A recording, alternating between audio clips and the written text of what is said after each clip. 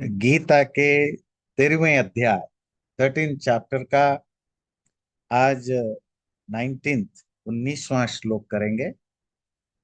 क्षेत्र और क्षेत्रज्ञ की चर्चा है। अभी तक क्षेत्र जो मटेरियल चीजें, ज्ञान, ज्ञान की जो प्रैक्टिकल स्वरूप जिससे आपकी अहंकार ना होना, हिपोक्रेसी ना होना, आदि आदि आदि। और उसके बाद ज्ञेय, जानने लायक, अर्थात जानने का जो ऑब्जेक्ट है परमात्मा। और परमात्मा क्या है, उसमें काफी इन्होंने 6-7 श्लोक में उसको डिटेल में समझाया। तो ये जो क्षेत्र और क्षेत्रज्ञ जहां से शुरू हुई थी, क्षेत्र मतलब मैटेरियल चीजें या मैटर, और क्षेत्रज्ञ मतलब कॉन्शस एंटिटी जो उस क्षेत्र को जानने वाला। जहां ज्ञ आ जाए ना, ज्ञ, वो चेतन के लिए है। क्योंकि जो जानने की क्षमता है वो सिर्फ और सिर्फ आत्मा में या कॉन्शस या चेतन एंटिटी में ही होती है। तो क्षेत्रज्ञ क्षेत्र को जानने वाला और कॉन्शस एंटिटी चेतन है। इन दोनों पर चर्चा चल रही थी। अब उस चर्चा को दोबारा वापस लाने के लिए क्षेत्र और क्षेत्रज्ञ के बारे में अगला जो श्लोक है, 19वां श्लोक देखेंगे। प्रकृतिम पुरुषम चैव विद्यनादि उभावपि विकारांश्च गुणांश्चैव विद्धि प्रकृति संभवान। हे अर्जुन, विद्धि, ये विद्धि यहां पर है। विद्धि, जानो, विद, इसी विद से वेद बना। प्रकृतिम पुरुषम चैव, प्रकृति और पुरुष को जानो। अनादि उभावपि, ये दोनों ही अनादि हैं। आदि समझते हैं, बिगिनिंग, आरंभ। ये दोनों बिगिनिंग लेस हैं, अनादि हैं। उभावपि, दोनों के दोनों। अब और क्या जानो, विकारांश, इनके जो विकार हैं, जो ट्रांसफॉर्मेशन या मॉडिफिकेशन है। गुणांश चैव, और ये जिन चीजों से बने हैं, जो 3 गुण है, 3 मोड्स ऑफ नेचर, उनको भी जानो। जो कि प्रकृति संभवान, जो प्रकृति से ही पैदा हुई है, जो जो प्राइमोडियल मैटर है, या मैटर की जो इनिशियल स्टेज है भौतिक चीजों का, उसी से ही ये संभव है, पैदा हुए हैं। संभव मतलब पैदा होना, प्रोड्यूस्ड है। तो अब जो रियल क्षेत्र क्षेत्रज्ञ का अब ये डिस्कशन है। क्षेत्र जो मैटर है, और क्षेत्रज्ञ जो कॉन्शस एंटिटी है। और वो मैटर की जितने भी मैटेरियल चीजें हैं, वो कहाँ से ओरिजिन होते हैं? प्रकृति से। प्रकृति क्या है? सत्व, रज, तम, ये जो 3 मोड्स ऑफ नेचर या 3 पार्टिकल्स हैं, उनकी कॉम्बिनेशन को प्रकृति कहते हैं। उसी से सारा मैटेरियल दुनिया बना है। वो सटल फॉर्म में हो, ग्रास फॉर्म में हो, ये सोलर सिस्टम हो, ये कॉस्मस हो, प्लानेट हो, पानी हो, हवा हो, और इंक्लूडिंग हमारा शरीर, मन, माइंड, विजडम, बुद्धि, आदि आदि, सब कुछ उसी प्रकृति या मैटर से बने हैं। तो वो तो प्रकृति एक चीज, जो समझो क्या चीज है, जो बताएगा आगे। फिर पुरुष, पुरुष जो इमेटेरियल है, जो जिसका कोई मैटर से लेन देन नहीं है, वो कॉन्शस एंटिटी है, वो चेतन तत्व है। दोनों की फैमिली अलग है, दोनों की ट्रेडिशन अलग है, दोनों अलग अलग डायनेस्टी को बिलोंग करते हैं, दोनों के फिजिकल अपीयरेंस अलग है। एक चाइनीज है तो एक अफ्रीकन है, एक वेस्टर्न है तो एक ईस्टर्न है। दोनों के कोई मिलता ना कोई कल्चर मैच करता है, ना लैंग्वेज मैच करता है, ना खाना पीना मैच करता है, ना सोचने समझने की तरीका मैच करता है। एक पुरुष है, चेतन है, और एक प्रकृति है जो मैटर। तो हे अर्जुन, उन दोनों को ठीक ठीक समझो जो आपको आगे बताएगा। और दूसरा, विकारांश। हाँ, इन दोनों में क्या एक सिमिलैरिटीज है? भाई कोई वेस्टर्न है, ईस्टर्न है, चाइनीज है, एशियन है या अफ्रीकन है, उन दोनों में कुछ तो सिमिलैरिटीज है। क्या सिमिलैरिटीज है? कि दोनों इंसान है है ना? तो जो जो ह्यूमन बीइंग तो दोनों ही है, तो ये उनकी सिमिलैरिटीज है। पर डिससिमिलैरिटीज भी बहुत है जो उनको डिस्टिंक्ट करता है।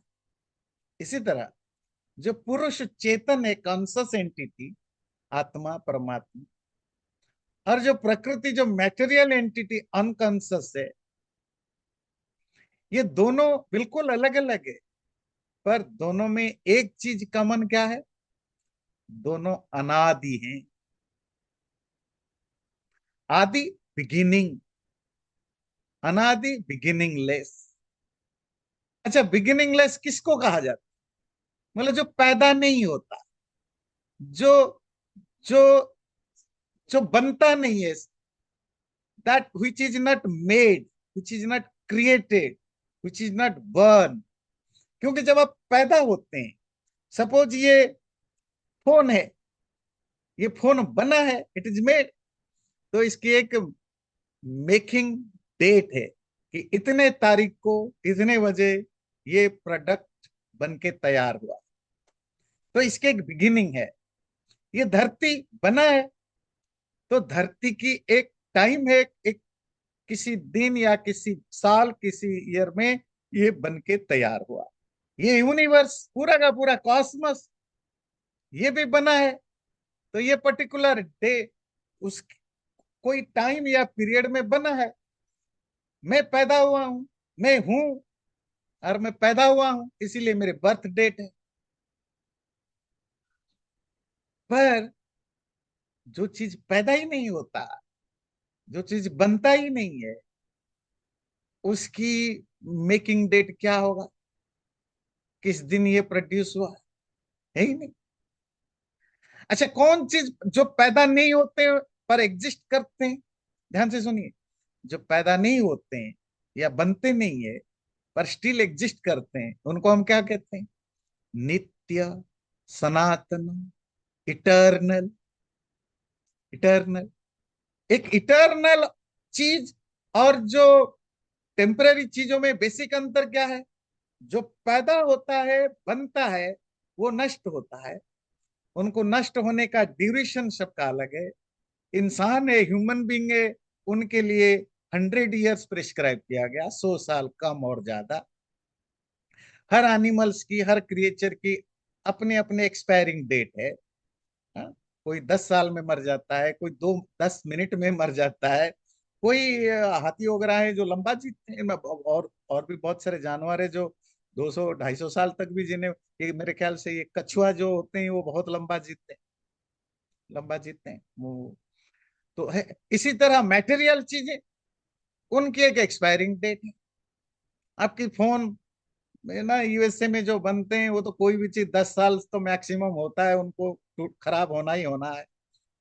वो बना रखे हैं वैसे ही चीजें। 2 साल, 5 साल, 6 साल, 8 साल, 10 साल मैक्सिमम।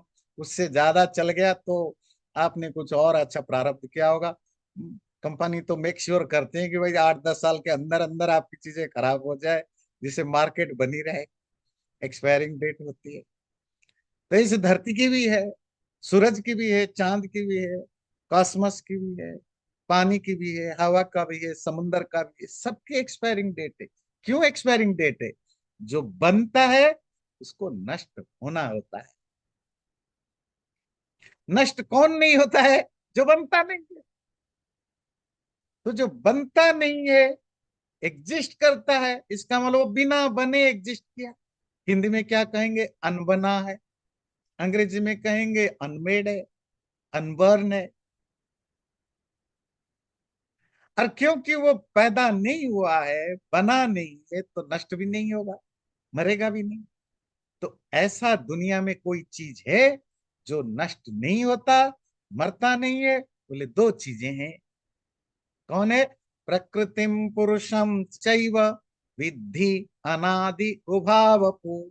अनादि, बिगिनिंगलेस, ये दोनों, ये दोनों को समझना है अर्जुन। ये दोनों को अनादि समझना, आदि लेस, बिगिनिंग लेस समझना। ये दूसरी भाषा में क्या है, दूसरे लैंग्वेज में बोले तो ये इटर्नल है। पर हम लोग इतने सारे शास्त्र पढ़ते आ रहे हैं इतने सालों से, हमें वो बेसिक चीजें ध्यान है।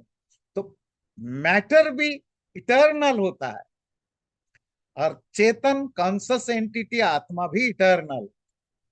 क्यों? दोनों के ना बिगिनिंग है ना एंड है, पर दोनों में अंतर, एक बेसिक अंतर है। आत्मा या चेतन या पुरुष, जिसको पुरुष शब्द का, पुरुष हिंदी वाला पुरुष नहीं है, मेल है, वो जो इटर्नल है, बिगिनिंगलेस है।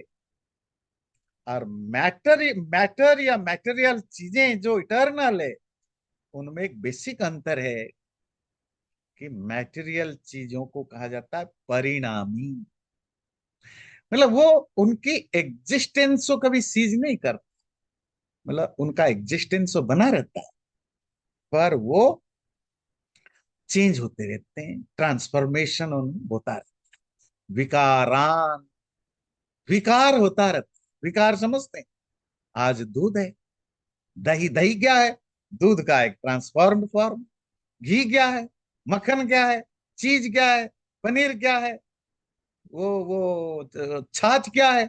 ये सब दूध के ही अलग अलग ट्रांसफॉर्म्ड फॉर्म है ही दूध उनका रूट है। पर दूध तो खैर एग्जाम्पल दिया ट्रांसफॉर्मेशन के लिए, दूध इटर्नल नहीं है। इसी तरह, इसी तरह ये जो संसार है, ये ट्रांसफॉर्म होता रहता है, इनके फॉर्म बदलते रहते हैं। आज कोई लकड़ी है, आज कोई पेड़ है, कल लकड़ी बन जाता है। कल लकड़ी है, परसों कोई कारपेंटर इसको यूज करके चेयर टेबल पलंग बना देता है। पेड़, जब कहता हूं पेड़ नहीं है, पेड़ का फॉर्म नहीं है, वो ट्रांसफॉर्म्ड हो गया लकड़ी के रूप।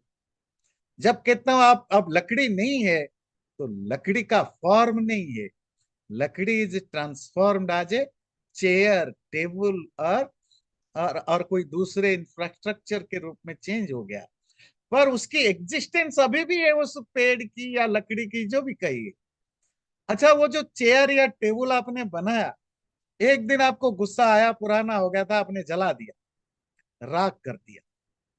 अब वो चेयर और टेबल नहीं है, पर उसकी एग्जिस्टेंस अभी भी है, राख के रूप में। अरे आपने कहा नहीं, मैं तो ये राख का भी नहीं देखना चाहता। आपने इसको और पाउडर बनाया, कोई मशीन डाल के, और उसको पानी में डाल दिया, जमीन के नीचे डाल। So now it become part of the earth, soil. वो मिट्टी के रूप में कन्वर्ट हो गया, पर स्टिल उसकी एग्जिस्टेंस है मिट्टी के रूप में, सॉइल के रूप में। पेड़ के फॉर्म में था, मिट्टी के फॉर्म में आ गया। इस बीच में पचासों फॉर्म चेंज हो चुका है, फॉर्म बदलता गया, पर इसको जो रियल एग्जिस्टेंस बना हुआ है। इसीलिए मैटेरियल चीजें नित्य होने पर भी, इटर्नल होने पर भी, इनको क्या कहा जाता है? ये कॉन्स्टेंटली ट्रांसफॉर्म होते रहते हैं, परिणामी है, एग्जिस्टेंस बना रहता है। पर जो आत्मा, चेतन, कॉन्शस एंटिटी है, वो अपरिणामी, वो ट्रांसफॉर्म, उसमें कोई ट्रांसफॉर्मेशन नहीं होता। वो नित्य तो है, इटर्नल भी है, और वो ट्रांसफॉर्म्ड भी नहीं होता। लाखों साल पहले एक आत्मा चेतन जैसा था, आज भी वैसा ही है, करोड़ों साल के बाद भी वैसा ही रहेगा। उसमें एक पार्टिकल तक भी चेंज नहीं होता, और वो नष्ट तो होता ही नहीं। मेटेरियल चीजों में जब नष्ट होते हैं, ट्रांसफॉर्म होता है, जो आपने बहुत पढ़ा है, तो वो स्थूल से सूक्ष्म की ओर जाते हैं। मतलब स्थूल मतलब ग्रॉस फॉर्म से सटल फॉर्म की ओर जाते हैं, और उनकी सबसे लास्ट सटलेस्ट फॉर्म को हम क्या कहते हैं? प्रकृति, है ना। जो ग्रॉस फॉर्म है ये वर्ल्ड है, ये यूनिवर्स है, मैं हूं, आप हूं, हमारे शरीर है, ये सारी दुनिया है, उसकी ग्रॉस फॉर्म है। जब वो सटलेस्ट फॉर्म में चला जाता है, जिसको प्रकृति कहते हैं, वहां से नीचे फिर उसको कोई टूट नहीं सकता। तो ये श्लोक कहता है, अर्जुन, उस प्रकृति को, मैटर को, पुरुष को, कॉन्शस एंटिटी को समझो, जो दोनों अनादि हैं, बिगिनिंगलेस हैं। सेकेंड, इनके जो विकार हैं, इनमें जो जो ट्रांसफॉर्मेशन होता है, उनको भी समझना, बोला आगे बताएंगे। और इन गुणों को भी, ये गुण कौन है? प्रकृति को डिफाइन करना है तो कैसे करेंगे? सत्व, रज, तम, इन तीन गुणों की कॉम्बिनेशन को प्रकृति कहते हैं। जी। और यही है जो उसकी सटलेस्ट लेवल है। ठीक है। तो वो जो गुण है, सत्व, रज, तम, जो प्रकृति की बेस है, जिसको प्रकृति कहते हैं, उनको भी हम डिटेल में समझेंगे, और फिर और समझाएंगे प्रकृति संभवान। इस प्रकृति से, ये मटेरियल एलिमेंट से या मटेरियल एनर्जी से जो चीजें बनती है, उनको भी समझाएंगे। क्या चीजें बनती है? सारा दुनिया, और सारे दुनिया में इंक्लूडिंग आपका शरीर भी।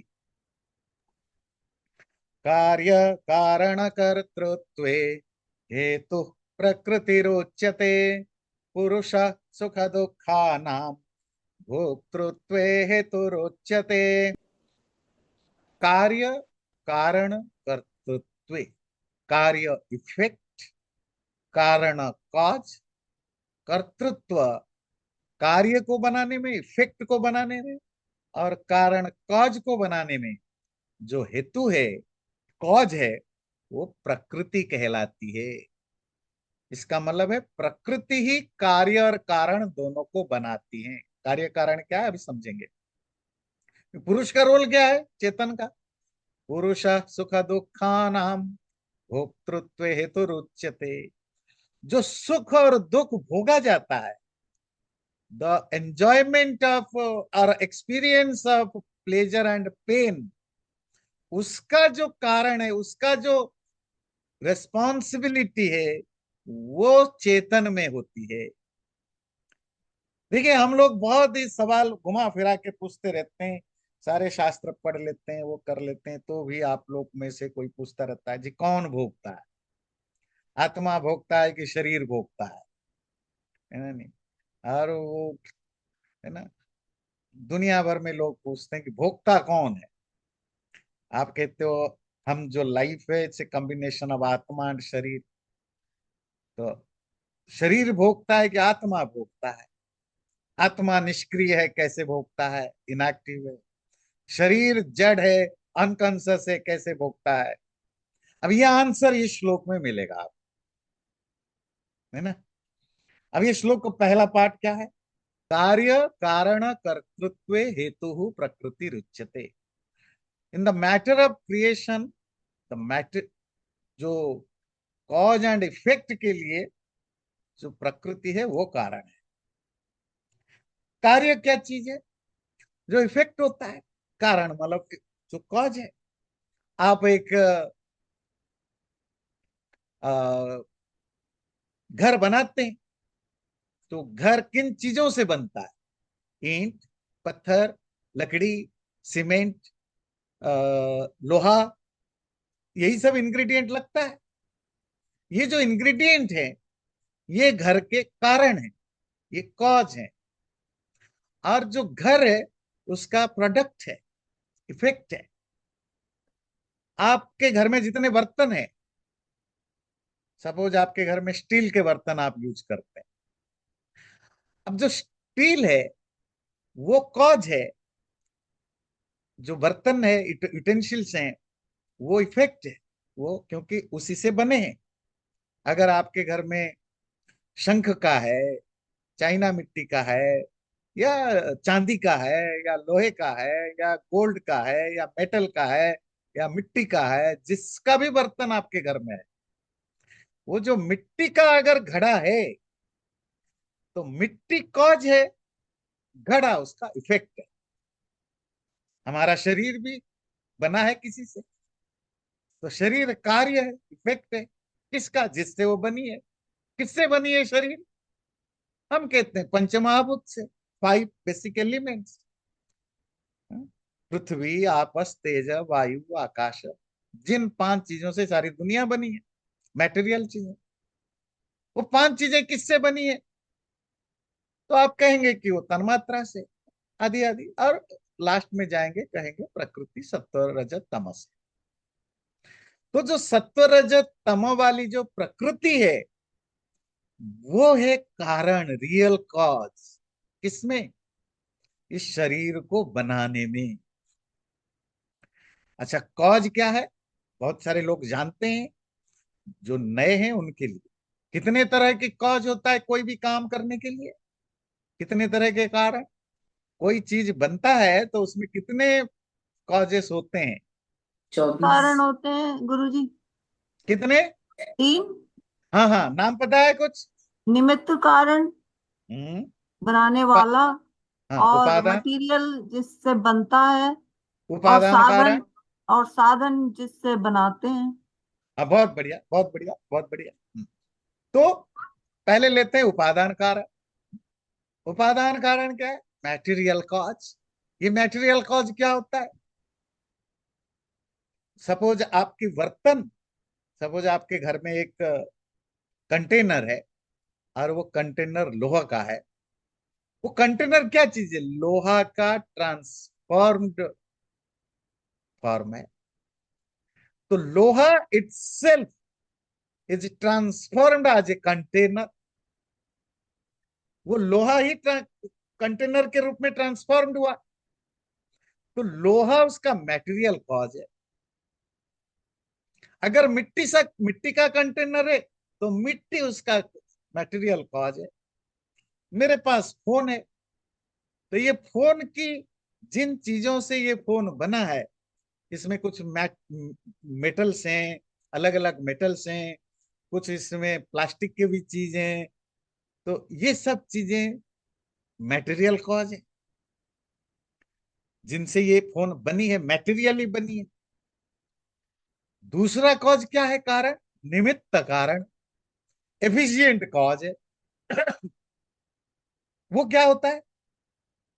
कोई चेतन एंटिटी, कोई इंटेलेक्चुअल एंटिटी ही बना सकता है। अब लोहा से कंटेनर बना, ऐसा नहीं कि लोहा पड़ा हुआ था और अपने आप अगले दिन आए तो कंटेनर बन के रखा हुआ है। ऐसा तो नहीं होगा ना।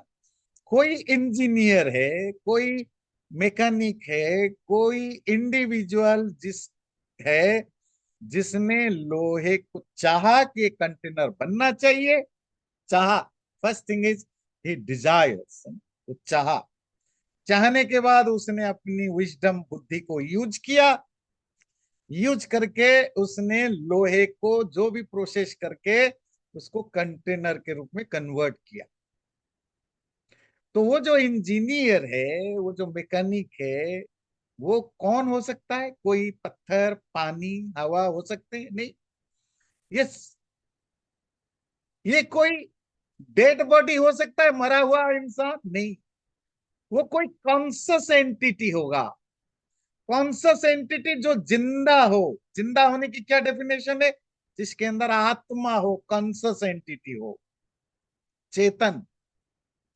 तो चेतन जो होता है, वो होता है एफिशिएंट कॉज। वो चेतन इंसान के रूप में, पशु पक्षी के रूप में, वो एफिशिएंट कॉज है। पशु पक्षी क्यों? क्योंकि पशु पक्षी भी बहुत चीजें बनाते हैं। बहुत सारे बर्ड्स हैं, एनिमल्स हैं, जो अपना घर बनाते हैं, और भी बहुत सारी चीजें बनाते हैं, बच्चे पैदा करते हैं। ये भी प्रोडक्ट है, प्रोडक्ट। तो उसकी डेफिनेशन क्या है एफिशिएंट कॉज का? जो किसी चीज को बनाने में कॉस्ट तो होता है, पर उस चीज में नहीं होता, लोहा से बने हुए कंटेनर में लोहा रहता है, पर कंटेनर को बनाने वाला इंजीनियर कंटेनर में नहीं होता है, वो एक अलग एंटिटी है। और एफिशिएंट कर्ज की दूसरी चीज है, जो इच्छा करता है, डिजायर टू मेक समथिंग और डिजायर टू यूज समथिंग। दूसरा, जिसमें विजडम हो, बुद्धि हो, क्योंकि बुद्धि से ही वो डिजाइन करेगा, आर्किटेक्ट करेगा, बनाएगा। और ये दोनों, इच्छा और बुद्धि, किसके धर्म है, किसकी प्रॉपर्टी है? माइंड की नहीं, शरीर की नहीं। अगर होते तो डेड बॉडी में भी होते। ये सिर्फ और सिर्फ चेतन की प्रॉपर्टी है। चेतन कॉन्शसनेस की एंटिटी है। वो कॉन्शसनेस किसको कहते हैं? आत्मा। बात क्लियर हुई? तो ये कह रहा है, प्रकृति, वो जो प्राइमोडियल स्टेट ऑफ मैटर, या मैटर की जो सटलेस्ट फॉर्म में जो सूक्ष्मतम चीज है, वो है किसी भी चीज की कार्य बनने में, इफेक्ट बनने में कारण। पर ये कारण कौन सा कारण हुआ? उपादान कारण, मैटेरियल कॉज। अब एक चीज और, तीसरा कारण मधु जी ने बताया था, साधन, इंस्ट्रूमेंटल कॉज। वो क्या होता है? आप एक घर बना रहे, चलो फोन बना रहे, तो फोन बनेगा जिन मैटेरियल चीजों से, वो मैटेरियल कॉज है। जो बना रहा है, जो फैक्ट्री के मालिक है, जो फैक्ट्री में काम कर रहे हैं, जिस इंजीनियर ने डिजाइन की, जिस सॉफ्टवेयर इंजीनियर ने प्रोग्राम बनाया, जिसने चिप बनाया, ये सब एफिशिएंट कॉज है, क्योंकि ये दिमागी खेल है। वो सब एफिशिएंट कॉज है, इंसान है, चेतन है। पर केवल इंसान की सोच और मैटर हो जाने से चीजें नहीं बनेगी ना। उसमें आपको मशीन की जरूरत है, टूल्स की जरूरत है, फैक्ट्री की जरूरत है, और उस फैक्ट्री में 50 और चीजों की जरूरत है। ये सब, ये सब तीसरे कैटेगरी के इंस्ट्रूमेंटल कॉज होते हैं। इनके बिना नहीं बन सकता। और भी एक कॉज होता है जिसको हम कॉज नॉर्मली काउंट नहीं करते हैं, पर वो होता ही है। क्या? वो परमानेंटली होते हैं सब चीजों में। स्पेस, कोई भी चीज दुनिया में बने, वो सूरज बने, चांद बने, मैं बनूं या घड़ी बने, स्पेस तो चाहिए होता है, टाइम तो चाहिए होता है। स्पेस एंड टाइम, और जो डायरेक्शन वगैरह, ये सब होते हैं। पर आपको बेसिकली दो चीजें याद रखनी है, एफिशिएंट कॉज और मटेरियल कॉज, उपादान कारण और निमित्त कारण। ये श्लोक यही दो चीजों पर फोकस कर रहा है। तो ये कह रहा है, जो कार्य है उनका हेतु, कॉज भी प्रकृति है। कार्य मतलब जो इफेक्ट है। बोला जो करण है, करण, कारण नहीं। कारण तो कॉज को कहते हैं, करण कहते हैं इंस्ट्रूमेंट को। ध्यान से सुनिएगा, कंफ्यूज मत होना। कारण कहते हैं कॉज को, करण कहते हैं इंस्ट्रूमेंट को। आपकी इंद्रियों का दूसरा नाम क्या है? करण। माइंड को क्या कहते हैं? अंतःकरण। जिस चम्मच से आप खाना खा रहे हो, वो चम्मच आपकी इंस्ट्रूमेंट है। जो आग से जला के पका रहे हो, वो आग आपका इंस्ट्रूमेंट है। हम अपनी बॉडी को लेते हैं, ये जो बॉडी कार्य है प्रकृति का, मेटेरियल कॉज है प्रकृति। पर हमारे जो मन, बुद्धि, इंद्रियां, ये करण है, इंस्ट्रूमेंट है आत्मा को दुनिया से कनेक्ट करने का। तो ये करण भी कहां से बने हैं? उसी प्रकृति से बने, उसी मेटेरियल कॉज से बने हैं। आपका शरीर उसी मैटर से बना है। जिस चावल, दाल, रोटी, पिज्जा, बर्गर, पास्ता खा रहे हो, वो भी उसी मटेरियल कॉज से बने हैं। और जो करण है, करण इंस्ट्रूमेंट, चम्मच, करछी, कढ़ाई, कुकर, ये भी उसी मैटेरियल कॉज से बने हैं। तो प्रकृति मैटर कॉज है किसका? कार्य का, इफेक्ट का, और करंट इंस्ट्रूमेंट का। इस फोन का भी कॉज मैटर है। इस फोन जिन चीजों से बनी है, मशीन, टूल, उनका भी कॉज प्रकृति है। बात क्लियर हुई? अगला लाइन, पुरुषः सुख दुखानाम भोक्तृत्व हेतुरुच्यते। फिर पुरुष, पुरुष मतलब चेतना, कॉन्शियस एंटिटी और आत्मा, ये सुख और दुखों को एक्सपीरियंस करने में हेतु होता है, कॉज होता है। अब हम पूछते हैं, भाई मैं कौन हूं? तो मैं हूं कॉम्बिनेशन ऑफ कॉन्शियसनेस, आत्मा, और मैटेरियल चीजें, बॉडी। मैं आत्मा नहीं हूं। मैं आत्मा होता तो आत्मा खुद खा नहीं सकता, पी नहीं सकता, बैठ नहीं सकता, चल नहीं सकता। मैं केवल बॉडी नहीं हूं, क्योंकि अगर मैं केवल बॉडी होता तो डेड बॉडी भी काम करता, हंसता, खाता, पीता, झगड़ता, लड़ता, प्यार करता। डेड बॉडी में कुछ नहीं होता है। आप जला देते हो, गाड़ देते हो, कोई शिकायत नहीं करता है, कोई कंप्लेन नहीं। पर जिंदा आदमी को गाड़ के दिखाओ, गाड़ना तो छोड़ो, उसको बस बोल देना तुझे गाड़ दूंगा, देखना कैसे महाभारत हो जाएगा, कितनी लड़ाई, कोर्ट केस तक पहुंच जाओगे। तो फर्क है ना डेड बॉडी में, डेड बॉडी में और जिंदा बॉडी में। ये जिंदा को कैसे डिफाइन करोगे, लाइफ को? वो बॉडी जो, जिसके अंदर सोल काम कर रहा है, सोल है, जो अभी भी आत्मा से, सोल से कनेक्टेड है। वो सोल जब बॉडी से डिस्कनेक्टेड हो जाता है तो बॉडी लाइफलेस हो जाता है, उसी को हम कहते हैं डेड बॉडी। तो भोगता कौन है भोग में? अब इसको ध्यान से सुनिए। मैं सुख भोग रहा हूं, दुख भोग रहा हूं, मुझे आपने अच्छा कहा, बुरा कहा, मैं सो एंड सो हूं, ये मैं किसको कह रहा हूं? मुझे चोट लगा तो मैं मुझे किसको कह रहा हूं? बॉडी को। बॉडी तो सेंसलेस है। माइंड को। माइंड मैटेरियल चीजें हैं। आप कहेंगे दर्द तो यहाँ होता है, दर्द यहाँ होता है, तो फिर डेड बॉडी को क्यों नहीं दर्द होता है? जब फ्यूनरल होम में लोग जाकर के माथा पीटते हैं अपनी डेड बॉडी के, माता पिता के, जो भी डेड बॉडी पर, उठ जाओ कहाँ चले गए, प्यार करते हैं, डांटते हैं, दुख व्यक्त करते हैं, थोड़ी उठता है वो। सोया हुआ आदमी के जाकर सर पीटो तो उठ जाएगा। तो पॉइंट है कि बॉडी और माइंड एक्सपीरियंस नहीं करते हैं। बॉडी और माइंड क्या होते हैं? टूल्स हैं, टूल्स, इंस्ट्रूमेंट हैं। इनके द्वारा एंजॉय होता है। फिर इसका कारण कौन है? Who is the cause to experience something, good bad, ठंडा गर्मी, जो भी। बोले पुरुष हेतु रुच्यते, चेतन, आत्मा नहीं कह रहा है, जो चेतना है, जो कॉन्सियस एंटिटी है, वो होता है कारण। तो जहां जहां भी सेंसेशन है, जहां जहां भी एक्सपीरियंस है, उसके पीछे जरूर आत्मा है। अगर चींटी को सुख दुख अच्छा बुरा का फीलिंग है, इसका मतलब चींटी में भी वही कॉन्सियस आत्मा है, कॉन्सियस एंटिटी है जो मुझ में है।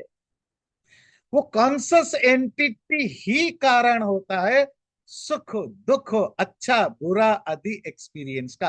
कारण बताया। भोक्ता कौन है? भोक्तृत्व हेतु रुच्यते, भोगने में। भोक्ता कौन है? कठोपनिषद में आपने पढ़ा, atma plus mind plus indriya plus body is equal to bhokta, enjoyer. Enjoyer किसको कहते हैं? आत्मा प्लस बॉडी को। अगर बॉडी और आत्मा कंबाइंड है, इसी को कहते हैं लाइफ, जीवन, जिंदा। और जिंदा व्यक्ति व्यक्ति मतलब इंसान हो सकता है, पशु हो सकता है, पक्षी हो सकता है, कीड़ा हो सकता है, मकोड़ा हो सकता है, सब में आत्मा है, सबसे शरीर है। ये आत्मा और शरीर की कॉम्बिनेशन, ये ये भोक्ता होता है। पर इस भोक्तृत्व में, इस डूअरशिप में या एक्सपीरियंस करने वाले में दो एंटिटी साइमल्टेनियसली काम करते हैं। एक इलेक्ट्रिसिटी का काम करता है, एक बल्ब का काम करता है। बिना इलेक्ट्रिसिटी के बल्ब लाइट नहीं देता, और बिना बल्ब के इलेक्ट्रिसिटी से आप लाइट नहीं ला सकते हो। ये फ्रीज और इलेक्ट्रिसिटी की कॉम्बिनेशन है। फ्रीज इंस्ट्रूमेंट है जो फ्रीज करता है, फ्रीजर। पर बिना इलेक्ट्रिसिटी के फ्रीजर में कुछ नहीं होगा। और कोई बुद्धू कहे कि इलेक्ट्रिसिटी के कारण अगर फ्रीजिंग होती है तो मैं क्यों पैसा खर्च करके फ्रीजर खरीदूं, मेरे घर में इलेक्ट्रिसिटी है, वहीं से फ्रीज हो जाएगा। तो भी नहीं होगा। तो जो फ्रीज करता है ना, वो, उसमें दोनों का रोल है। बैकग्राउंड में रोल है इलेक्ट्रिसिटी की, और मैकेनिकली इंस्ट्रूमेंटल यूज है फ्रीजर की। वही हीटर में है, वही लाइट में है, सब जगह। यही इसको एग्जाम्पल लीजिए। यही एग्जाम्पल हमारे एग्जिस्टेंस में है। जो भोग होता है वो शरीर करता है, मन करता है, फ्रीजर की तरह। पर ये शरीर और मन अपने आप नहीं कर सकते बिना इलेक्ट्रिसिटी के, पावर के। और वो पावर जो आता है वो चेतना के कारण। अब कभी आपके दिमाग में सवाल आए कि कौन भोगता है, शरीर या आत्मा, तो फिर अपने आप को पूछिए, फ्रीजर में कौन फ्रीज करता है, फ्रीजर या इलेक्ट्रिसिटी? लाइट कहां से आती है, बल्ब से या इलेक्ट्रिसिटी से? हीटर में जो हीट होता है कौन करता है, हीटर या इलेक्ट्रिसिटी? तो आपको आंसर जो मिलेगा वही आंसर यहां दबा दीजिए। It's a combination of electricity and heater, electricity and freezer, electricity and ball.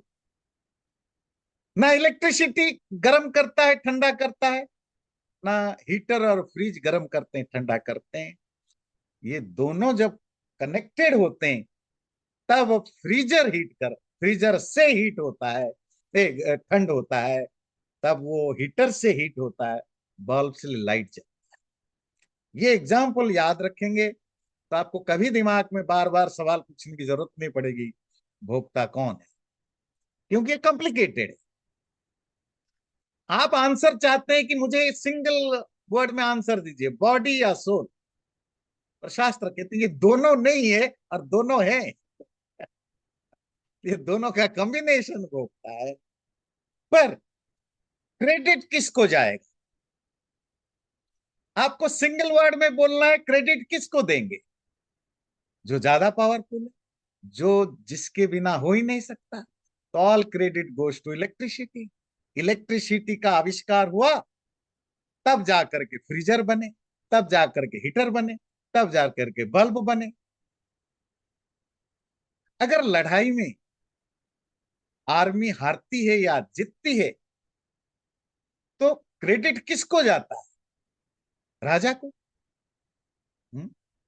अभी भारत पाकिस्तान की वो एक दिन की या कुछ घंटों की लड़ाइयां हुई। हम्म? अब वो लड़ाई में कौन जीता, कौन हारा, इसको अमेरिका के प्रेसिडेंट और पाकिस्तान की मिलीभगत से नैरेटिव बदल दी गई या सही कर दी। अगर इंडियन इंडियन गवर्नमेंट कहता है भारत जीता, तो वो क्रेडिट किसको जा रहा है? आर्मी को जा रहा है, प्राइम मिनिस्टर को जा रहा है? प्राइम मिनिस्टर को जा रहा है। अगर अमेरिका का प्रेसिडेंट इसको दूसरा कुछ बोल रहा है, वो क्यों कह रहा है? वो क्या इंडियन आर्मी को नीचा दिखा रहा है? नहीं, उसका पर्पस इंडियन आर्मी को नीचा दिखाना नहीं, मोदी को कंट्रोल में लाना। तुम अगर मेरी शर्त पर नहीं जाओ तो मैं तुम्हें ऐसे ही झूठ मूठ बदनाम करता रहूंगा। तो always credit goes to the leader. हारना जितना, लीडर कभी मैदान में लड़ता नहीं है। आर्मी लड़ती है, सैनिक सोल्जर्स लड़ते हैं। पर अगर जीते तो लीडर को क्रेडिट जाता है, अगर हारे तो लीडर को क्रेडिट जाता है। लीडर के नाम पर लड़ी जाती है। यही फॉर्मूला आप यही अप्लाई करिए। भोगने में शरीर इंस्ट्रूमेंट है, आत्मा इलेक्ट्रिसिटी का काम करता है। पर अगर क्रेडिट देना है तो आत्मा को देंगे। शरीर इंस्ट्रूमेंट को तो कोई क्रेडिट, कोई फैक्ट्री को कभी कोई क्रेडिट देता है? मालिक को देते हैं। मालिक को, मालिक तो कुछ नहीं बनाता। बात समझ में आई? तो अगर सिंगल वर्ड में बोलना है तो आत्मा, पर be ready to explain it. जब आप आत्मा कह रहे हो, उसको एक्सप्लेन करिए कि आत्मा का मतलब हमने बोल दिया तो ये मान के मत चले जाओ कि आत्मा भोगता है। आत्मा नहीं भोगता। आत्मा को क्रेडिट दिया जाता है बिकॉज वो लीडर है इस बॉडी और सोल की कॉम्बिनेशन की लाइफ ये में। जो कि इसी को, इसी आत्मा का ये जो स्टेटस है, कौन सा स्टेटस? एम्बॉडेड सोल, जी मतलब ऐसा सोल जो बॉडी में है, उसी को कहा जाता है हमारे यहाँ जीव, जीवात्मा, शरीरी, देही।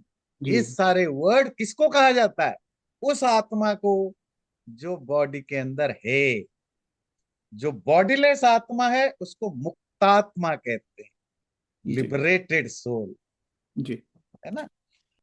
पुरुष, पुरुष मतलब चेतना, सुख दुखानाम, सुख दुख के भोक्तृत्व में, भोगने में हेतु होता है। हेतु मतलब कॉज होता है, रिस्पॉन्सिबल होता है। ये नहीं कहा ये श्लोक की आत्मा भोगता है, क्या बोला? सुख दुख को एक्सपीरियंस करने में जो रेस्पॉन्सिबिलिटी है वो आत्मा की होती है, क्योंकि आत्मा पावर, पावर है। शरीर इंस्ट्रूमेंट है। शरीर मन बुद्धि ये इंस्ट्रूमेंट। पुरुष प्रकृति स्थो ही भुंक्ते प्रकृति जान गुणान, कारणम गुण संगोस्य सदसद्यो निजन्मसु। आप कहेंगे कि देखिए आप घुमा फिरा करके 1 घंटे तक लेक्चर दीजिए, हम तो फिर भी पूछेंगे भोक्ता कौन है?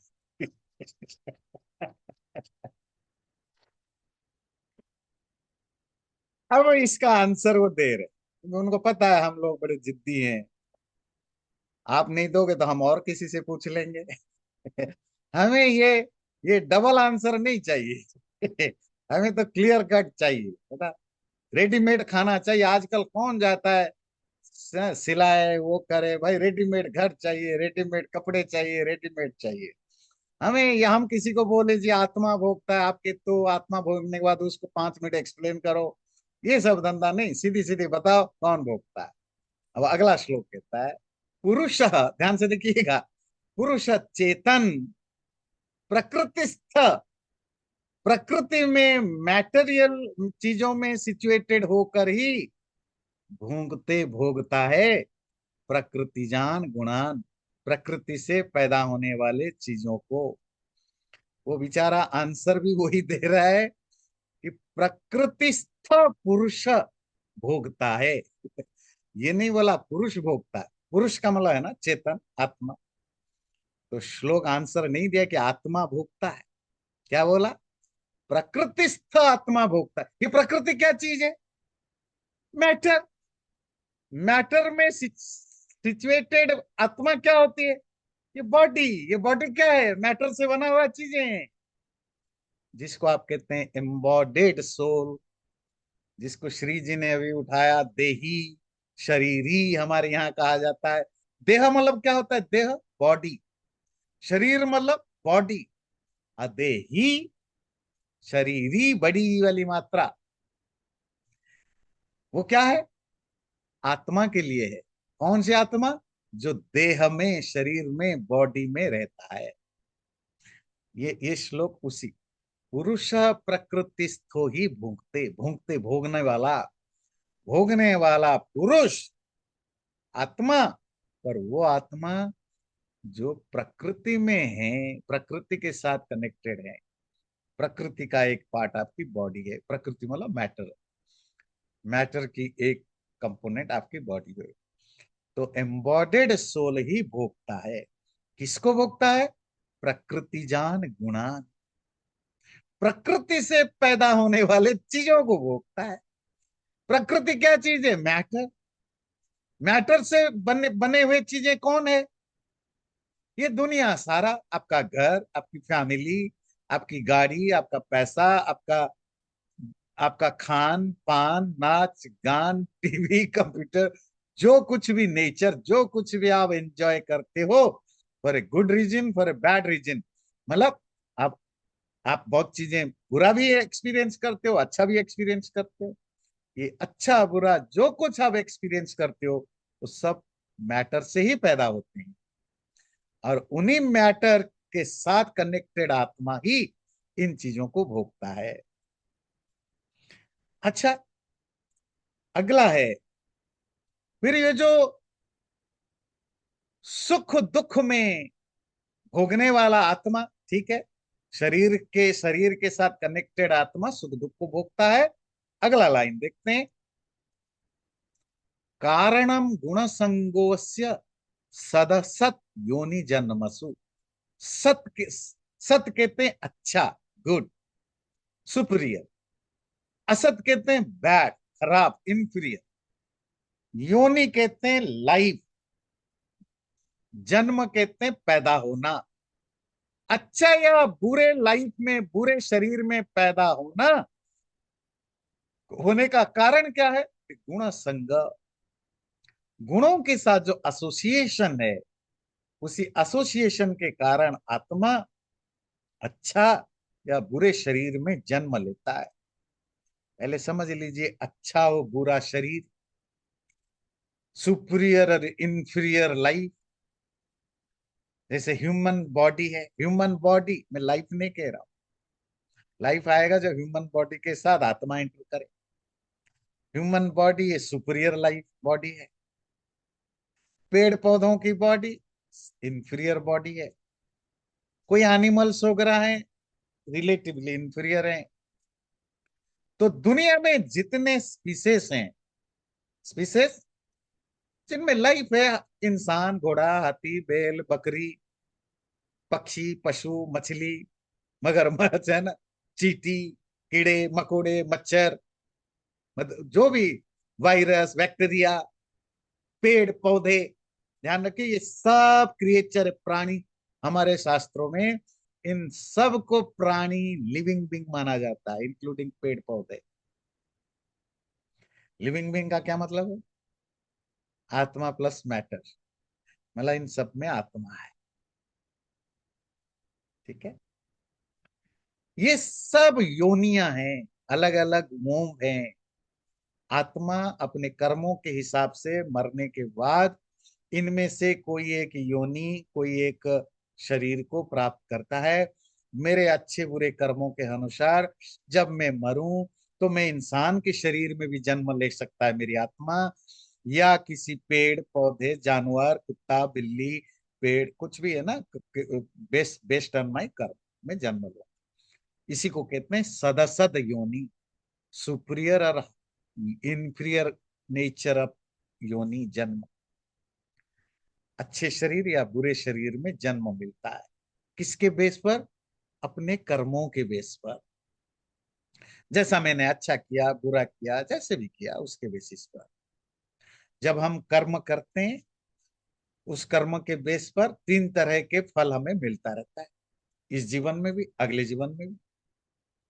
एक तो होता है हमारा फ्यूचर का एक्सपीरियंस क्या होगा, अच्छा बुरा सुख दुख क्या भोगेंगे, ये हमारे पास्ट कर्मों से डिसाइडेड होता है। मरने के बाद हम क्या शरीर हमें मिलेगा, इंसान, पेड़ पौधा, पशु पक्षी, क्या मैं बनूंगा। नंबर टू, मरने के बाद जो शरीर मिलेगा उसमें भोग क्या होगा। इंसान की शरीर में पैदा हुआ पर गरीब घर में, अब्यूसिव पेरेंट्स हैं, या धनी घर में, ज्ञानी घरों में अच्छे पेरेंट्स हैं जो मेरा बचपन को मुझे संभालते हैं, प्यार करते हैं, अफेक्शन रखते हैं। या फुटपाथ पर पैदा होगा, स्लम में पैदा होगा,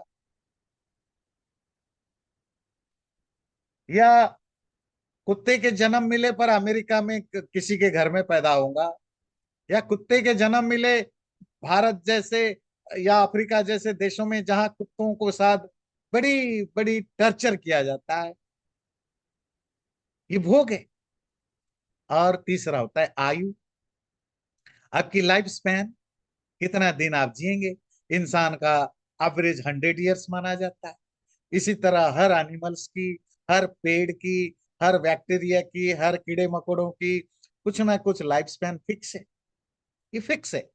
पर हम अपने अच्छे बुरे कर्मों के कारण, जो वर्तमान के अभी करंट अच्छे बुरे कर्मों के कारण उसको कम बहुत कर लेते हैं। 100 साल इंसान की लाइफ है, कुछ लोग 125, 120, 125 तक जी जाते हैं, कुछ लोग 100, 90 तक जी जाते हैं, कुछ लोग 40, 50, 60 साल में भी चले जाते हैं। उसके और सारे फैक्टर है, वो दैट्स ए डिफरेंट थिंग। तो ये सब चीजें हमारे कर्मों के बेस पर डिसाइडेड होता है, परमात्मा डिसाइड करता है, परमात्मा नहीं देता ये। हर चीज में परमात्मा को या गॉड को ब्लेम करने का, ये जो जो इग्नोरेंट होते हैं या एक्सट्रीमली सेल्फिश होते हैं, वो हमेशा अपने दुख के लिए, परेशानी के लिए भगवान को ब्लेम करते हैं या डेस्टिनी को ब्लेम करते हैं, because they don't want to see inside themselves. और ये एक्सेप्ट करने को तैयार नहीं है कि भाई मेरे अंदर कोई कमी भी हो सकती है, हो सकता है मैंने कुछ बुरा किया हो। अब ये जो एक्सट्रीमली सेल्फ एरोगेंट होते हैं, वो कभी एक्सेप्ट ही नहीं कर पाते। उनको हमेशा ब्लेमिंग, कोई ब्लेम करने वाला चाहिए। जी मैं, मेरे साथ मैं दुखी हूं, तो वो मेरा पति जिम्मेदार है, मेरी पत्नी जिम्मेदार है, मेरे फैमिली जिम्मेदार है, मेरा पड़ोसी जिम्मेदार है, सरकार जिम्मेदार है, ये देश जिम्मेदार है, ये सोसाइटी जिम्मेदार है। अगर कुछ नहीं मिला, जी मेरी किस्मत जिम्मेदार है, मेरी डेस्टिनी खराब है, नहीं तो भगवान खराब है, भगवान की नाराजगी हो गई। नहीं, हमें देखना पड़ेगा कि भाई कहीं मेरे अंदर कोई, मेरे लाइफस्टाइल में खराबी नहीं, मेरे मेरी मेरे थिंकिंग प्रोसेस में खराबी नहीं, या जिसमें सराउंडिंग में रहता हूँ सराउंडिंग भी खराब हो सकता है, एटमोसफियर खराब हो सकता है, बहुत सारे फैक्टर काम करते हैं, उनको एनालाइज करना होता है। तो ईश्वर, हर चीज के लिए ईश्वर ब्लेम नहीं होता। तो ये, चल हम टॉपिक पर आते हैं। तो ये जो अच्छे बुरे जो भी जन्म मिलता है, पॉइंट है कि जन्म क्यों मिलता है, मरने के बाद मुक्ति नहीं मिलती है, जन्म क्यों मिलता है, उसका आंसर दे रहे हैं। उसका कारण है गुण संग। संग समझते हैं, association, attachment. Attachment with what? गुण। गुण क्या है? प्रकृति। जो सत्व रज तम, ये जो 3 गुण है, उनकी कॉम्बिनेशन को प्रकृति कहते हैं। इस ये दुनिया क्या है? प्रकृति, प्राकृतिक है, इन्हीं चीजों से बना है। जब आप ये सत्व रज तम गुण या प्रकृति से बने हुए चीजों से आपका एसोसिएशन होता है, अटैचमेंट होता है, यही आपको मरने के बाद मुक्ति दिलाने नहीं देता। क्यों? इसकी प्रोसीजर क्या है? जब आप किसी से अटैच्ड होते हैं, अटैचमेंट की पॉजिटिव और नेगेटिव है। अच्छा लगे, जो आपको लगता है ये अच्छा है, ये मुझे चाहिए, वो है उसको अटैचमेंट। जो बुरा लगा, you dislike it, you hate it, आप चाहते हो मेरे से दूर हो जाए। आपको बीमारी नहीं चाहिए, आप स्ट्रगल करते हो बीमारी से दूर रहें, है ना? आपको दुश्मन नहीं चाहिए, आप कोशिश करते हो कि आपका कोई दुश्मन ना बने, अगर बना है तो वो दूर रहे। आपको गंदगी नहीं चाहिए, आप कोशिश करते हो आपके घर में गंदगी ना हो, अगर है तो दूर रहो। और आपको जो चाहिए उसके लिए कोशिश, हम इंसान दो ही चीज के लिए तो कोशिश कर रहा है। जो लाइक करते हैं उसको पाना है, जो डिसलाइक करते हैं उनको हटाना है। पूरी जिंदगी की जो जो स्ट्रगल है, ये यही है। और इस स्ट्रगल करते करते हम चीजों के साथ अटैच हो जाते हैं, हम उनके बिना रह नहीं पाते। जी बच्चे कॉलेज चले जाएंगे, लाइफ मिजरेबल हो जाएगा। अब मिजरेबल नहीं होता है क्योंकि टीवी है, सोशल मीडिया है। अब कल ऐसा पता चला कि 2 हफ्ते के लिए इंटरनेट नहीं है, हम तो पता नहीं डिप्रेशन में चले जाएंगे। इंटरनेट ना हो, डिप्रेशन में चले जाए। अब इलेक्ट्रिसिटी चली जाए, तो पता नहीं कितने लोग हॉस्पिटल में एडमिट होंगे, फिजिकली मेंटली उनको जो जो पेन होगा। क्यों? टीवी फोन से हम अटैच हो चुके हैं, उसके बिना जी नहीं सकते। अब तो इंसान से भी अब इंसान इंसान से इतना अटैच नहीं है ना। गाड़ी घोड़े पैसे से तो है, पर वो भी हम मैनेज कर लेते हैं। हमारी अटैचमेंट तो हो गया दिन रात 24 घंटे। हमारी माइंड को कोई एंटरटेन करे, एंटरटेन।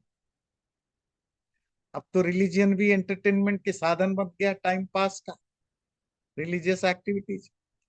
अब लोग मंदिरों में या चर्चों में या रिलीजियस प्लेसेस में ज्यादातर आज के लोग इसीलिए नहीं जाते हैं कि उनको भक्ति है, ईश्वर से प्रेम है। नहीं, एक तो कुछ डर के मारे जाते हैं, ना जाओ तो पता नहीं क्या पाप हो जाएगा।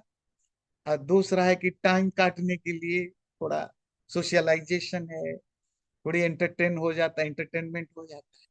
सबको चाहिए माइंड को बहलाना फुसलाने का। हमें फ्रेंड्स भी इसीलिए चाहिए, हमें फैमिली भी इसीलिए चाहिए, सिर्फ इसीलिए चाहिए कि मेरे माइंड को कोई एंटरटेन करे।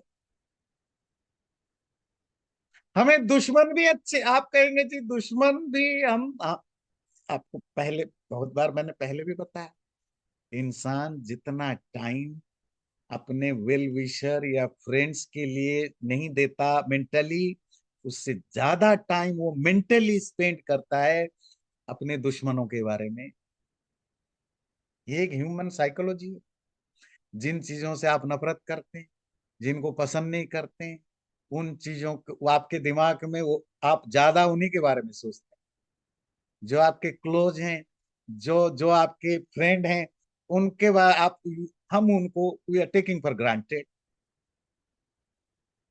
तो वो जो दुश्मन है उससे भी आप अटैच्ड हो, जिसको आप नफरत करते हो उससे भी आप अटैच्ड हो। फोबिया ग्रस्त है। ये फोबिया क्या होता है? आप उन चीजों से नफरत इस लेवल पर करते हो, आप इतने अटैच्ड हो उस चीजों के प्रति, उनका नाम सुनते ही आपको सिरसराहट होने लगता है, उनको टच मात्र से प्रॉब्लम होने लगता है। मतलब आप एक्सट्रीमली अटैच्ड। साइकोलॉजिस्ट और करते क्या है, बस आपको डीलिंग कर लेते हैं उस जो फोबिया है उससे। और यही जो अटैचमेंट है, संग प्राकृतिक चीजों के साथ, मटेरियल चीजों के साथ, इसी से हमारा कर्म संस्कार डेवलप होता है, सबकॉन्शियस मेमोरी डेवलप होती है। और यही कर्म संस्कार वासना हमें मरने के बाद फिर अगले शरीर के लिए कॉज बन जाता है, कारण बन जाता है। अब पूरी जो योग या स्पिरिचुअल प्रैक्टिस है, उसका पहला पर्पस क्या होता है? यही लिंक को तोड़ना, कि आप कुछ करो पर कोई मेमोरी डेवलप ना हो, कोई सबकॉन्शियस मेमोरी डेवलप ना हो, संस्कार जिसको कहते हैं, वासना। क्योंकि यही संस्कार और वासना ही मरने के बाद आपको क्या जन्म मिलेगा, क्या भोग मिलेगा, इसके बेस पर डिसाइड होता है। और स्पिरिचुअलिटी की पहली पार्ट है कि डिटैचमेंट की प्रैक्टिस करो, डिसएसोसिएशन की प्रैक्टिस करो। क्यों? अगर आपको लिबरेटेड होना है, अगर आपको अगले मरने के बाद आपको दूसरा जन्म नहीं चाहिए, तो then you have to do this. वो क्या है? अटैचमेंट से कैसे हटाया जाए। तो श्लोक कह रहा है, सत असत योनि जन्मसु, अच्छे या बुरे शरीर में जन्म लेने का कारण कॉज होता है आपका गुण संग, आत्मा का, यही जो जीव आत्मा का जो गुणों के साथ या त्रिगुणात्मक ये तीन गुण वाली जो संसार है, उसके साथ उसका जो संग है, एसोसिएशन है, अटैचमेंट है, यही कारण है, कॉज है अगले बार जन्म लेने का। अच्छा जन्म बुरा जन्म वो तो डिपेंड करता है अच्छे और कर्म, अच्छे या बुरे कर्म। इवन अच्छा कर्म करो तो भी पैदा होगे, अच्छे जन्म में पैदा होगे, बुरा कर्म करो तो भी पैदा होगे, बुरे शरीर में पैदा होगे। पर दोनों ही पैदा करने के कारण, तुम्हें अगर पैदा नहीं होना तो तुम्हें अच्छे बुरे दोनों से डिटैच हो। वो तो हम पढ़ते रहते हैं, योग सूत्र पढ़ रहे हैं और भी बहुत सारी चीजें पढ़ रहे हैं।